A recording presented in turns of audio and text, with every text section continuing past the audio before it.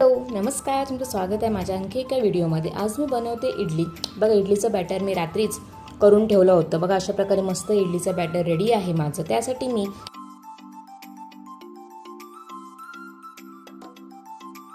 मी 2 वाटी तांदूळ, तुम्ही कोणतेही प्रकारचे तांदूळ घेऊ शकता, 1 वाटी उडीद डाळ, अर्धा वाटी 2 चमचे चणा डाळ आणि 1 चमचा मेथी, अशा प्रकारे सर्व मी सकाळीच धुवून घेतले होते आणि भिजत घालून ठेवले होते। रात्री मिक्सरला ग्राइंड करून घेतलं। मग अशा प्रकारे पीठ मी रात्रभर 6 ते 8 तास असंच ठेवलं व अशा प्रकारे मस्त इडलीचा बॅटर रेडी आहे। तो आपण इडली तयार करून घेऊयात। बघा, अशा प्रकारे त्याला तेल लावून घेऊयात इडलीच्या भांड्याला आणि त्याच्यामध्ये इडलीचं बॅटर टाकूयात। 20 ते 25 मिनिटांसाठी ते शिजून देऊया। नंतर मग आपली इडली रेडी आहे खाण्यासाठी।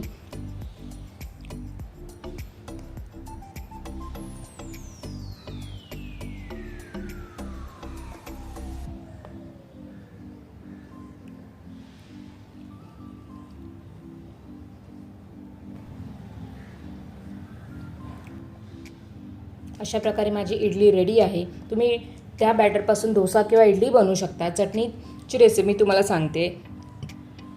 ते मी नारळ पूर्ण किसून घेतला होता। त्याच्यामध्ये भरपूर सारी कोथिंबीर घेतली होती। तुमच्यावर जर पुदिना असेल तोही टाका, माझ्याकडे नव्हता।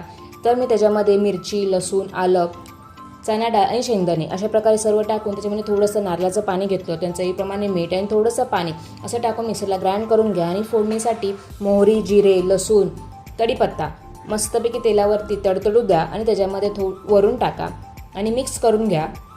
मग अशा प्रकारे मस्त फोडणीचा मस्त स्मेल येतो।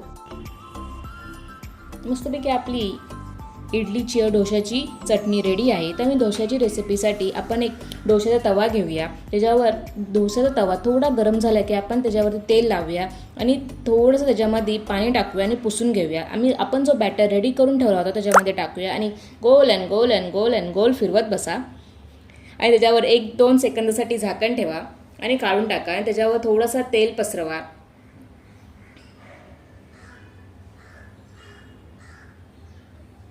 मस्त असा क्रिस्पी डोसा आपला रेडी आहे। तुम्ही तो लगेच खाऊ शकता किंवा नंतर खाल्ला तर तो एकदम नरम होऊन जाईल।